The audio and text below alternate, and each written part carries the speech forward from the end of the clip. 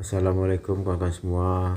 Kali ini saya akan membagikan ini membuat tempat podium untuk mengaji di acara MTQ. Bahan-bahan yang saya pakai ini kayu 46 dan kayu reng dan triplek. Nah, ini yang sebagian yang sudah saya pasang bannernya.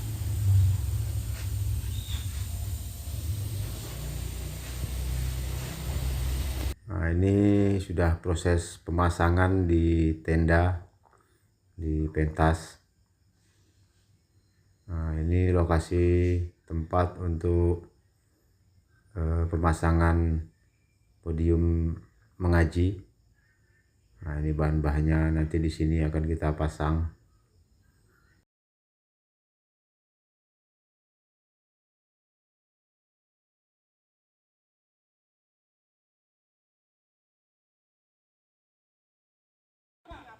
Nah, ini sebagian sudah terpasang, masih ada bagian yang belum terpasang nih.